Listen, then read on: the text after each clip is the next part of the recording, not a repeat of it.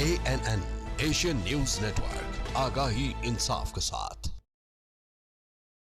अस्सलाम वालेकुम वरहमतुल्लाह। नाज़रीन, वर्किंग जर्नलिस्ट फोरम दरिया खान की तरफ से आज ये प्रोग्राम तरतीब दिया गया है, जिसमें आज हमारे मेहमान ख़ुसूसी हैं रुस्तम अली साकी साहब, जो उम्मीदवार हैं NA-91 से, और इनके साथ हैं ब्रदर नवीद हसन नियाज साहब, जो उम्मीदवार हैं PP-90 से, जमात इस्लामी की तरफ से।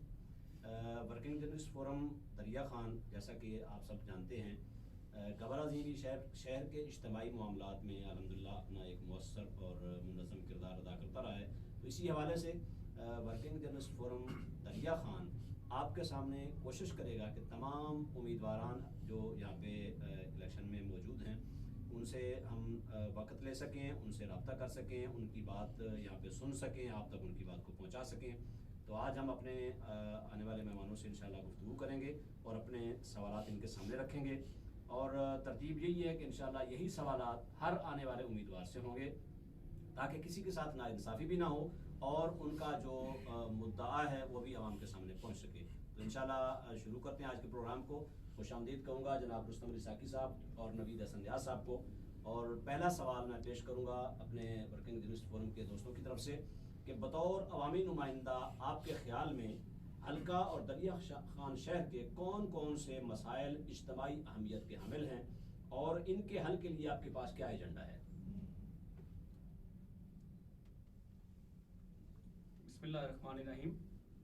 सबसे पहले मैं वर्किंग जर्नलिस्ट फोरम का शुक्रिया अदा करता हूँ कि उन्होंने हमें अपने फोरम के ज़रिए आवाम तक बात पहुँचाने का मौका दिया है। शहर और हल्का हमारा एक इंतहाई पसमानदा इलाका है। यहाँ रोज़गार का बहुत ज़्यादा फुकदान है। नौजवान हुनरमंद भी हैं, तालीम याफ्ता भी हैं, लेकिन डिग्रियाँ लेकर दर बदर की ठोकरें खा रहे हैं। इसके अलावा यहाँ पर जो मामलात हैं कि हमारी जो इंडस्ट्री एक ही वाहिद इंडस्ट्री है और वो भी यहाँ पर पॉल्यूशन फैलाने का ज़रिया बनती है। और इसके अलावा यहाँ पर जो सड़कें, आप जा बजा सड़कों के ऊपर गड्ढे देखेंगे, खड्डे देखेंगे, टूट फूट का शिकार देखेंगे, और कई कई महीने गुजर जाते हैं इनकी मुरम्मत, कई कई साल गुजर जाते हैं। इसके अलावा मनशियात फरोशी का कारोबार, जिसकी वजह से यहाँ पर हमारी नौजवान नस्ल जो है वो तबाह हो रही है। इसके अलावा सूद खोरों का बिजनेस कारोबार यहाँ अरूज पर है, जिसमें कारोबारी लोग बिलखुसूस मुश्किलात का शिकार होते हैं। इसके अलावा यहाँ पर लाकानूनियत है, पुलिस का सियासी दबाव पर लोगों को के साथ गलत रवैया है, ये बहुत बड़ा मसला है। इसके अलावा हमारी ख़वातीन के लिए, बच्चों के लिए तफरीह के मौके नहीं हैं, जिसकी वजह से यहाँ पर मसाइल का शिकार हैं। तो ये चंद एक वो बड़े मसाइल हैं जो यहाँ पर हमारे हल्के के लोगों को दरपेश हैं।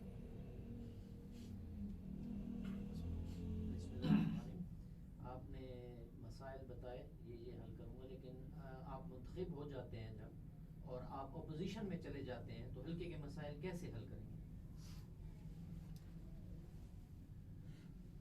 जी बिल्कुल, आपका बहुत अच्छा सवाल है कि मसाइल तो हुकूमत के ख़जाने के ज़रिए और इख्तियारात के ज़रिए हल हुआ करते हैं।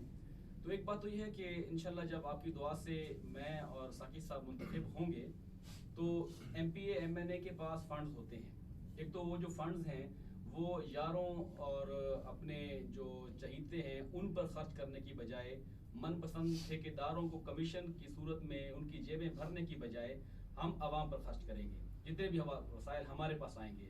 बाकी प्रोजेक्ट्स बनाना जमात इस्लामी को आता है, हम NGOs को चलाते हैं, हम हुकूमत में आए बगैर भी इस वक्त पूरे पाकिस्तान में अरबों के प्रोजेक्ट्स को चला रहे हैं, और इस जिला बकर के अंदर करोड़ों के प्रोजेक्ट्स हम अल्हम्दुलिल्लाह सिर्फ चंदे की बुनियाद पर चला रहे हैं। तो मैनेजमेंट हमें आती है, कम वसाइल, ज़ाहिर है मुल्क हमारा गरीब है, तो कम वसाइल में प्रायोरिटी को तरजीहात का तयन करना और उन तरजीहात पर दर्जा बदर्जा काम करते हुए शहरी हलकों के साथ ताउन के जरिए आप जैसे जो बाशऊर तबकात हैं उनसे मशवरा लेते हुए, उनको फैसला साजी में शरीक करते हुए हम मसाइल को एक दिन में, तो जो ज़ाहिर है 70 साल के मसाइल है ना, ये हम ये नहीं कह रहे कि हम इसको दिनों में हल कर देंगे, लेकिन इंशाअल्लाह हमें टेनोर आप दें।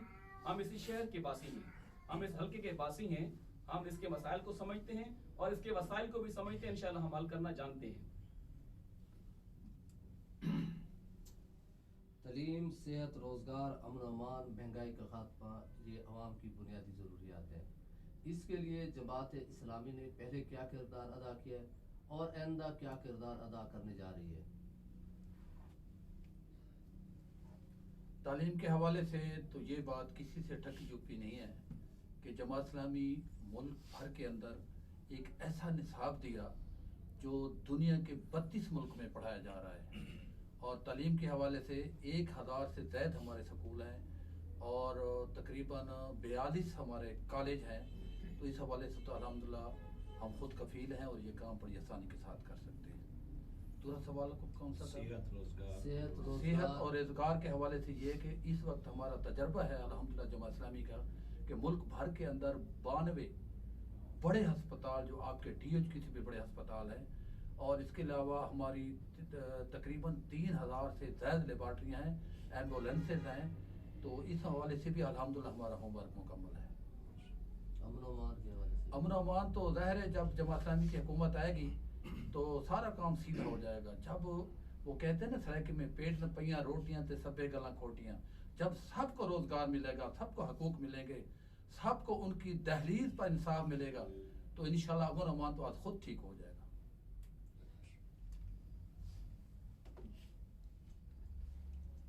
बिस्मिल्लाहिर्रहमानिर्रहीम। मेरा आपसे सवाल है कि हर अवामी नुमाइंदा इलेक्शन के दिन तक अवाम से राब्ते में रहता है, मगर जीत या हार के बाद अवाम नुमाइंदगान को तलाश करती है। आपसे कितनी उम्मीद की जा सकती है और ये कैसे मुमकिन है? आपका सवाल बहुत माकूल है। हम तो साल के 12 महीने और महीने के 30 दिन अवाम के अंदर रहते हैं, हर वक्त रहते हैं, हम खिदमत में रहते हैं। मैं तो ये कहता रहता हूँ खिदमत हम करते हैं और वोट बोले जाते हैं। खिदमत में जमात इस्लामी से बढ़कर कोई अवामी नुमाइंदा बग़ैर हुकूमत के हम खिदमत करते हैं, और ऐसी खिदमत करते हैं कि कोई भी ऐसी जमात नहीं है, कोई भी ऐसी NGO नहीं है। अल्हम्दुलिल्लाह हमारी NGO दुनिया की 4 बड़ी NGOs में शामिल है। इसलिए ये खिदमत के हवाले से और इलेक्शन हो ना हो, हम जीते न जीते, हम तो अवाम के अंदर रहते हैं और अवाम की खिदमत करते हैं। अच्छा, ये इसको तब्दील कर लेना कि हम अवाम में इलेक्शन में नहीं आते, हम अवाम का हिस्सा हैं। जमात इस्लामी के जो मुंतखब ये हमारे नामजद उम्मीदवारान हैं, साकी साहब हो गया, मैं हो गया, ज़िला बखर के जितने भी कैंडिडेट्स हैं, हम तो अवाम का हिस्सा हैं। हम अवाम में आते नहीं हैं, हम तो अवाम में रहते हैं। आप हमें गलियों में मिलते हैं, आप हमें बाज़ारों में मिलते हैं, हम और आप मस्जिदों में मिलते हैं। तो हमारा और आपका तो रब्ता इंशाल्लाह अवाम का इस इलेक्शन कैंपेन में भी है और इलेक्शन कैंपेन के बाद भी रहेगा। मैं आपसे इस सिलसिले में पूछूंगा कि हमारी अरकान असम्बली का ये वतीरा रहा है कि वो सियासी तौर पर मुख्तलिफ महकमों में अपनी मर्ज़ी की तैनाती कराते हैं। इंतज़ामी अफसरान अपनी मर्ज़ी के, मुख्तलिफ थानों में SHOs अपनी मर्ज़ी के, और फिर जिस वक्त वो इक़्तिदार में आते हैं तो उन्हीं अफसरान के ज़रिए वो इंतकामी कार्रवाइयाँ करते हैं। तो इस सिलसिले में इसके तदारक के लिए आप जमात इस्लामी के प्लेटफार्म से इसके खात्मे के लिए या अवाम को मुतमिन करने के लिए क्या करेंगे?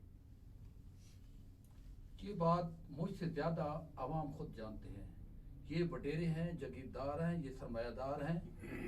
ये इनका काम ही यही है SHOs के ज़रिए, महकमों के ज़रिए अवाम की लिटरेशन करवाना। हम इनकी लिटरेशन को रोकेंगे और इनको नकेल डालेंगे कि ताकि ये अवाम पर जुल्म न कर सकें। ये तबादले और ये सारी नाइंसाफ़ी, इस नाइंसाफ़ी को अवाम ने रोकना है, अपने वोट के ज़रिए रोकना है। ये हमें वोट देंगे तो हम इनको रोकेंगे ना।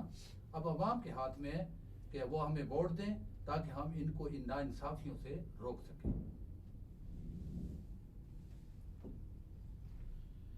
जमात इस्लामी के 2 नुमाइंदों से मेरा ये सवाल है कि हुकूमती सतह पर जो तरक्याती प्रोजेक्ट्स दिए जाते हैं तो उनमें करप्शन, उनमें उनकी तामीर में नाकिस मटीरियल का इस्तेमाल, उसको अवाम भुगतती है। जमात इस्लामी इस सिलसिले में पहले क्या किरदार अदा कर रही है, और जमात इस्लामी के जो उम्मीदवारान हमें दिए गए हैं अगर वो नामजद हो जाते हैं, अवाम उन्हें मुंतखब कर लेती है, तो फिर आपका क्या किरदार होगा इस सिलसिले में? जी, बहुत अच्छा सवाल है कि ख़जाना ज़ाहिर है अमानतदार के सुपुर्द आप करेंगे, इख्तियारात अमानतदार के सुपुर्द करेंगे, तो फिर आपको उसकी चौकीदारी करनी नहीं पड़ेगी। अभी कैफियत ये है कि चूँकि पता होता है कि मैंने जिस आवाम ने जिस नुमाइंदे को मुंतखब किया ये तो बदयानत है और ये चंद मखसूस हलकों का लाया हुआ आदमी है, तो ज़ाहिर है उसने तो उन्हीं लोगों को सपोर्ट करना है ना जो जिन्होंने उसके ऊपर खर्च किया है, जिन ठेकेदारों ने, जिन सरमायादारों ने उसको फाइनेंस किया है, तो वो अपने मुंतखब होने के बाद उन्हीं की ज़रूरतें पूरी करता है, वो उन्हीं के ज़रूरत के मुताबिक प्रोजेक्ट्स को डेवलप करता है। और फिर बात यह है कि हमारे यहाँ मंसूबे बनते बाद में हैं, इफ्ताह बाद में होता है, उनकी रिपेयरिंग पहले शुरू हो जाती है। जमात इस्लामी कराची में हुकूमत कर चुकी है, जमात इस्लामी KPK में गवर्नमेंट चला चुकी है, बहुत सारी वजारतें चला चुकी है, तो हमें तो अल्हम्दुलिल्लाह हुकूमत चलाने का तजर्बा भी है और दयानतदारी के साथ इन लोगों से काम लेने का तजर्बा भी है, क्योंकि सबसे पहले जो नुमाइंदा है वो करप्ट ना हो।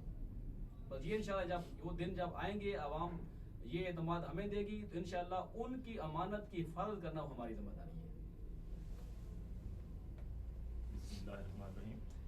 सरकारी वसाइल और मुलाजमतों के हवाले से सियासी बुनियादों पर जो है अदम इंसाफ की जो सज़ा है वो देखने में आती है। तो इस हवाले से अगर आप मुंतखब होकर आते हैं तो इसके खात्मे के लिए आपके पास क्या लाए अमल है और क्या तजावीज़ हैं इस हवाले से? ये बहुत बड़ा सवाल है।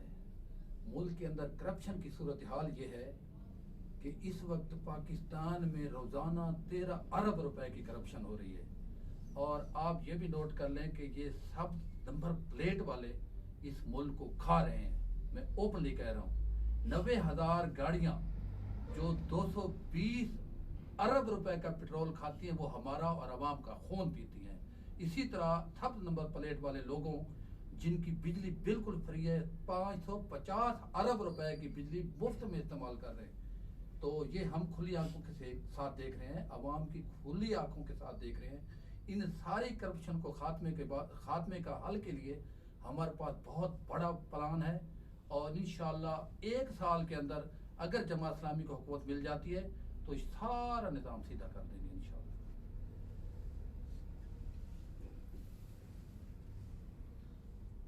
आप किस बुनियाद पर ये समझते हैं कि आप आवाम की नुमाइंदगी के ज़्यादा हकदार हैं? हम इसलिए ज़्यादा हकदार हैं कि हम अवाम में से हैं, अवाम की तरह है, अवाम के अंदर रहते हैं, आम आदमी है, आम आदमी के मसाइल को आम आदमी समझ सकता है। ये बडेरे जगीरदार सरमायादार आपस में मिले हुए हैं, अवाम का उनका बहुत ज़्यादा फासला है। वो अपने मसाइल जानते हैं, अवाम अपने मसाइल जानते हैं। चूँकि हम अवाम में से हैं तो अवाम के मसाइल को बखूबी जानते हैं। उनका मसला सिर्फ करप्शन है, इसके अलावा कुछ भी नहीं है। इसलिए हम हकदार हैं कि हम दयानतदार हैं, जरूरतमंद हैं, खड़े हो सकते हैं, खुल के बात कर सकते हैं और हर फॉर्म पर खड़े होने के लिए हम तैयार हैं। इसलिए अवाम का हक बनता है कि अपने जैसे नुमाइंदों का इंतखाब करें। बहुत शुक्रिया जनाब रुस्तम अली साकी साहब, नवीद हसन नियाज साहब। आज की नशिस्त में हमारे दोस्तों की तरफ से जो सवालात आए, आपने बड़े ही खूबसूरत अंदाज में और बड़े ही खुले डुले अंदाज में इनके जवाब दिए। अब इस बात का फैसला अवाम ने करना है कि हमने सवालात करने में अवाम की नुमाइंदगी किस हद तक की है, और ये बात भी अवाम ने तय करनी है कि आपने जो जवाबात दिए हैं उन जवाबात की रोशनी में अवाम आपको अपने नुमाइंदगी के लिए ज़्यादा अहल समझती है या अपना फ़ैसला एक बार फिर किसी और नुमाइंदे के हक़ में इस्तेमाल करती है। इन्हीं अल्फाज के साथ इजाज़त चाहूँगा। बहुत मेहरबानी, शुक्रिया। अस्सलामु अलैकुम वरहमतुल्लाह।